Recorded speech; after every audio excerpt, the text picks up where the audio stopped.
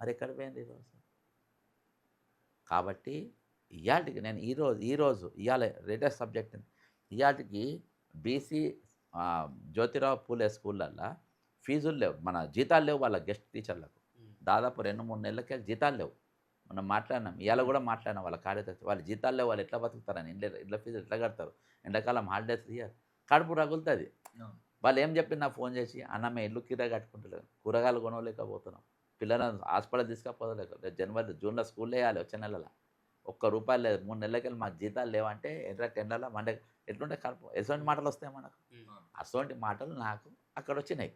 ఓవరాల్‌గా ఇదంతా చూస్తే ఇండ్ల అందరం కలిసి టోటల్‌గా మేమందరం కలిసి సరే ఆయన తరపున మాట్లాడినా గానీ, ఒక సబ్జెక్ట్ డైవర్ట్ చేయనీకి పెడుతుండనే దాన్ని మేము గుర్తించలేకపోయినాం. ఆ! ఇదంతా ఇది ఇదంతా జరిగింది గదా! ప్రెస్ క్లబ్‌లో నేను మాట్లాడినా గదా! మా అందరికి మాట్లాడాను గదా! ఇయాల మా వీడియోలు మొత్తం తీసి పడేసిండ్రు. హ్మ్. సైబర్ క్రైమ్‌కెళ్ళి ఏదో జిల్లాకెళ్ళొచ్చిందంట. తిరుపతికెలో ఏదో జిల్లాకెళ్ళి. అన్నమయ్య జిల్లాకెళ్ళి క్రైమ్ బ్రాంచ్‌కెళ్ళొచ్చిందంట. ఈ వీడియోలు మొత్తం తీసేయని ట్విట్టరోనికి, గిట్టరోనికి, యూట్యూబోళ్ళకి మొత్తం పెట్టింది. ఇయాలనో రేపో మొత్తం ఎగిరిపోతాయి. అంటే ఇక్కడ 2 దిక్కులు జరిగింది. ఒకటి బండి సంజయ్ గారి సబ్జెక్ట్ అంతా ఎళ్ళిపోవడానికి పవన్ కళ్యాణ్ గారు ముందుకొచ్చిండు. ఇయాల బండి సంజయ్ గారు మేము అక్కడ కొట్లాడుతుంటే మా మీద కేసులేసి వీడియోలు మొత్తం లేపేసిండు. మేము ఆడ పంచాయతీ పెట్టుకుంటే ఇయాల ఆయనకెళ్ళి ఇదైపోయింది. మొత్తానికి 2 కూడా డైవర్షన్. ఈ 2 డైవర్ట్ చేయనీకి ఆయన ఇంకో రాగం ఎత్తుకుండు తెలంగాణ ముఖ్యమంత్రి గారు. ఎన్‌డీఏ ముఖ్యమంత్రి, కాంగ్రెస్ ముఖ్యమంత్రి గారు. ఎన్‌డీఏ ముఖ్యమంత్రి అంటే వీళ్ళంతా ఒకటే కదా! బండి సంజయ్ ఒకటే, రేవంత్ రెడ్డి ఒకటే, వాళ్ళొకటే. వీళ్ళందరూ ఒకటే. నేను ఖచ్చితమైన ఆధారంతోని బ్రదర్, ఖచ్చితమైన ఆధారంతోని రేవంత్ రెడ్డి గారి ఇంటి దగ్గరికి పోయినా. ఇయాల మంగళిని కాపాడింది కూడా రేవంత్ రెడ్డే గుర్తుపెట్టుకోండి. మంగళిని కాపాడుతున్నది వీళ్ళే. ఇయాల మంగళి సబ్జెక్ట్ తీసుకొచ్చినోళ్ళు కూడా బయటకొచ్చిండ్రు. ఎవడో నాకు పేర్లు అవసరం లేదు.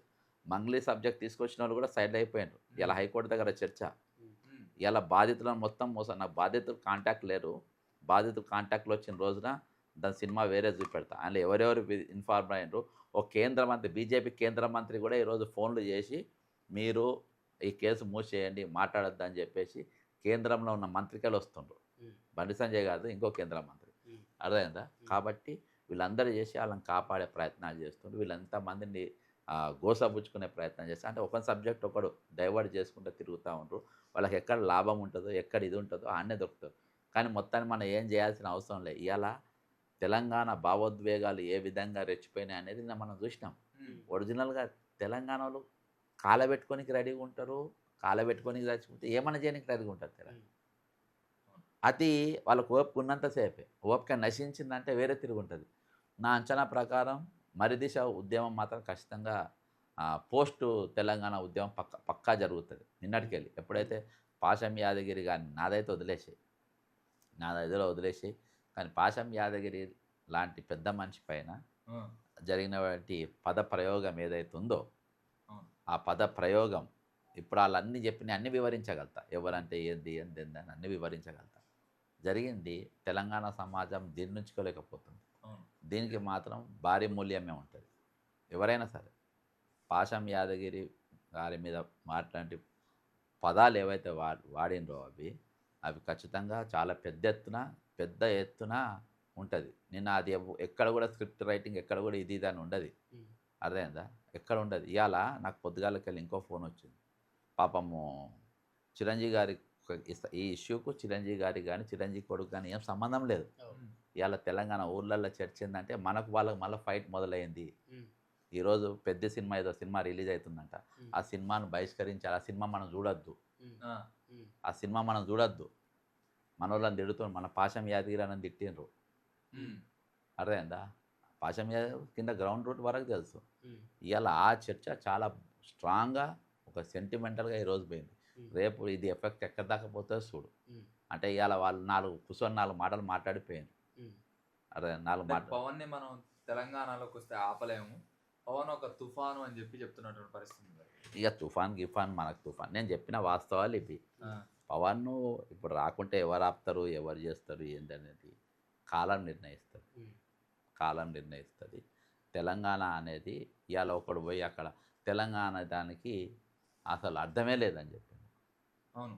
డిక్షనరీలో డిక్షనరీలో పదమే లేదని చెప్పి అంటే మనోళ్ళతోని మనల్ని తిట్టిపిస్తారు. అవును. అర్థమైందా? మనోళ్ళతోని ఎందుకన్నా పీపుల్స్ వాళ్ళ కొంతమంది ఉండేది కోవట్లు. ఉమ్. కత్తుల వాడు కత్తుల సామయ్య వాడు ఉండే కత్తుల అలానే వండుకుంటా ఇన్ఫర్మేషన్ ఎంచుకుంటా చంపేది. ఓకే. శ్రీలంకకు ఇట్లా పారిపోతుంటే ఫ్లైట్ ఏదో ఇదే అయిపోయి దుంకనికి ప్రయాణం చేసి చచ్చిపోయింది కత్తుల సమయ. ఉమ్. ఆ, అసలు కత్తుల సమయాలు చాలామంది ఉన్నారు. ఉమ్. ఇలా తెలంగాణ మనోళ్ళని తిడతారు. ఉమ్. ఇప్పుడు ప్రొఫెసర్ నాగేశ్వర ఎవరబ్బా నా కోసం ఎప్పుడన్నా మాట్లాడినా ఉమ్. నా తరపున ఎప్పుడన్నా మాట్లాడినా ఉమ్. ఆయన వ్యాపారం ఏదో ఆయన చేసుకుంటుండు. ఉమ్. అర్థమైందా? ఆయన బిజినెస్ చేసుకుంటుండు. అవన్నీ ఆయనకు రాబడి వస్తాయి కదా, వ్యాపారం చేసుకుంటూ లేదా ఆయన మాట్లాడుతుండు. ఉమ్. ఆమె తులసక్క చెప్పేదాకా తెలియదు నెలకు 10 లక్షలు ఏమో సంపాదిస్తుంది. అవును. కాబట్టి ఆయన బిజినెస్ చేసుకుంటాడు. ఆయన చేసుకుంటే నాకు సంబంధం అని. కానీ నా ప్రాంతవాసిని అన్నారు కాబట్టి నేను వచ్చిన. నా ప్రాంతవాసిని ఎవరో అన్నారు కాబట్టి వాళ్ళ దగ్గరకు వచ్చిన. నేను నా ప్రాంతవాసిని వేరొకడు అన్నాడు కాబట్టి వానననికి నేను బయటకు వచ్చినప్పుడు నా ప్రాంతవాసి నా మీద దాడి చేస్తాడు. ఓకే. ఇప్పుడు అర్థమైందా? అర్థమైంది. వేరే ప్రాంతవాసి నా ప్రాంతంలో ఉన్న మేధావి మీద దాడి చేస్తుండు. ఉమ్. నేను ఆ వేరే ప్రాంతం వాసి నా మేధావి మీద దాడి చేస్తాం, వాళ్ళ మీద మేము దాడి చేయనీకి పోయినాం. పోతే నా పక్కన ఉన్నోడే నన్ను పొడుస్తుండు. మన రాష్ట్ర ప్రభుత్వమే మన గొంతుకు నొక్కే నా ప్రయత్నం. వాళ్ళు ఎవరు అనుకుంటున్నావు? వీళ్ళు బ్రిటిష్ అప్పుడు ఉండే, ఆ, వీళ్ళు పీపుల్స్ వార్లు ఉండే. ఉమ్. అర్థమైందా? ఉమ్. వీళ్ళు తెలంగాణ ఉద్యమంలో ఉండే. ఉమ్. అర్థమైందా? ఉమ్. వీళ్ళు వాళ్ళ మెప్పు కోసము ఆ, వాళ్ళకి తెలుసు వీళ్ళని వాడుకోవాలని. ఉమ్.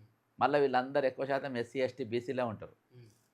వేరే కులాలు ఏముండయి, అవును. ఓకే. ఎక్కువ వాళ్ళే ఉంటారు. అందరు BCS. ఏముంటే కడుపుంటే బిర్యానీ పెడితే ఏమనంటే వాళ్ళని తిడతారు. ఉమ్. ఆ బ్యాచ్ తర్వాత కొంచెం దొరుకుతుంటే కొన్ని విషయాలు నాకు తెలుస్తుంది. ఇదివరకు మొన్ననే పోయి పోలీస్ స్టేషన్ లేదా ఇష్యూ అయింది అది ఇది. ఉమ్. ఉమ్. సరే ఏదున్నా కానీ సమాజం చూసుకుంటా అంటే వీళ్ళు కొత్త కాదన్నట్టు, వీళ్ళు తిట్టేటోళ్ళు కానీ అనేటోళ్ళు కానీ కొత్త ఏం కాదు. ఆ, వీళ్ళు ఎప్పుడూ ఉంటారు, ఆనాడు ఉన్నారు, ఈనాడు ఉన్నారు. ఉమ్. ఏదేమటప్పటికీ మొత్తానికి ఇవాళ ఈ ఎపిసోడ్ ఆయన ఎపిసోడ్ వచ్చింది ఓన్లీ బికాజ్ ఆఫ్ ఈ డైవర్షన్. అని ఇంకా తెలంగాణలో ఆంధ్ర విగ్రహాలు వెలుస్తూ ఉన్నాయి. వద్దు అసలు తెలంగాణలో ఆంధ్ర విగ్రహాలు పెట్టొద్దని చెప్పి మీ పోరాటాలు చేసినా కూడా డైరెక్ట్ అమీర్పేట్ నడి ఒడ్డున కూడా మళ్ళీ ఒక విగ్రహం వెలిసింది. దీనికి సంబంధించి ఎన్టీఆర్ మైత్రివనం దగ్గరలోనే పెట్టడమే కాదు, దీనికి పేరు కూడా పెట్టబోతున్నారు హైదరాబాద్కి అని చెప్పేసి కూడా కొంచెం వార్తలు వినిపిస్తాం. అసలు ఏం జరగబోతుంది తెలంగాణలో? నేను అనుకుంటా ఏదో ఒక యూనివర్సిటీలో 28వ తారీఖు రోజు ఉమ్. సూరవరం ప్రతాప్ రెడ్డి గారి విగ్రహావిష్కరణకు రమ్మని చెప్పి బాచ్పల్లిలో ఉమ్. ఉమ్. రమ్మని చెప్పి అక్కడ ఒక యూనివర్సిటీ వైస్ ఛాన్సలర్ గారు వచ్చి ఆ, మన ముఖ్యమంత్రి గారిని ఇన్వైట్ చేశారు. ఉమ్. ఎవరిని? రేవంత్ రెడ్డి గారిని. ఓకే. రేవంత్ రెడ్డి గారిని రమ్మని చెప్పారు. ఆ, రేవంత్ రెడ్డి గారు సూరవరం ప్రతాప్ రెడ్డి గారి దగ్గరికి, ఆ, సూరవరం ప్రతాప్ రెడ్డి రెడ్డి. రెడ్డి గారి దగ్గరికి. ఉమ్. ఆయన Suravaram Pratap Reddy is a well known person, పెద్ద స్టార్ వార్, ఉమ్. చాలా పెద్ద యోధుడు, చాలా పెద్ద తెలంగాణకు త్యాగం చేసినటువంటి ఒక మహాపురుషుడు, మహనీయుడు. ఉమ్. నేను ఇవాళ దాకా ఆయన స్టాచ్యూ దగ్గర కూడా నేను పోదాం అనుకున్నాను. ఉమ్. దానికి పోలే. ఉమ్, ఉమ్. రేవంత్ రెడ్డి గారు దానికి పోలే. ఉమ్. స్వర్గీయ నందమూరి తారక రామారావు దగ్గర పోయాను. నేను ఒక వీడియో పంపిస్తాను. నేను ఒక చిన్న డాక్యుమెంటరీ చేసిన, మీరు అది చూడాలి. ఓకే. వైస్రాయ్ హోటల్ దగ్గర ఉమ్. ఆ, ఎన్టీ రామారావు గారు జీబ్లో వచ్చినప్పుడు ఎన్టీఆర్ లెక్క బతకాలన్నారు కదా తుమ్మల నాగేశ్వరరావు. ఉమ్. మొట్టమొదటి చెప్పు తుమ్మల నాగేశ్వరరావుది ఎన్టీ రామారావు మీద పడ్డది. ఉమ్. ఓకే. నేను ఆ వీడియో ఖచ్చితంగా మీరు పైన సైడ్ ప్లే చేయండి, నేను పంపిస్తాను. 12 నిమిషాల వీడియో. ఫస్ట్ చెప్పు తుమ్మల నాగేశ్వరరావు పడ్డది, ఎన్టీఆర్. ఉమ్. ఎన్టీ రామారావు. ఆ జీప్లు ఎవరెవరు ఉండే? ఎన్టీ రామారావు ఉండే, పక్కన లక్ష్మీపార్వతి ఉండే, ఉమ్.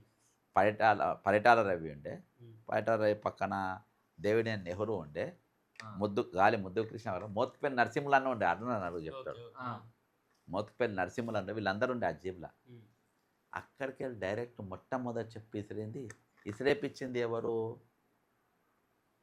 ఒక చంద్రబాబు నాయుడు కాదు, ఉమ్. చంద్రబాబు నాయుడు పెద్ద కొడుకు, ఉమ్. చంద్రబాబు నాయుడు చిన్న కొడుకు, ఉమ్. చంద్రబాబు కొడుకులందరూ, ఉమ్. ఎన్టీ రామారావు కొడుకులందరూ, ఉమ్. ఎన్టీ రామారావు బిడ్డలందరూ, ఉమ్. ఎన్టీ రామారావు కోడన్లందరూ, ఉమ్. ఎన్టీ రామారావు అల్లుళ్ళందరూ ఉమ్. అందరు కలిసి చెప్పులు ఎవరి మీద వేయించారు? ఎన్టీఆర్. ఎన్టీఆర్. స్వర్గీయ ఎన్టీ రామారావు గారి మీద వేయించారు. ఉమ్. స్వర్గీయ పొద్దుగాలకి వెళ్ళి అది ట్విట్టర్లో ఆ డాక్యుమెంట్ ట్విట్టర్లో పెట్టిన ఉమ్. భయంకరంగా పోతుంది. ఉమ్. వాళ్ళు ఏం చేయాలో తిడుతున్నారు. అరే నేను గొప్పగా చెప్పిన, ఆ, ఉమ్.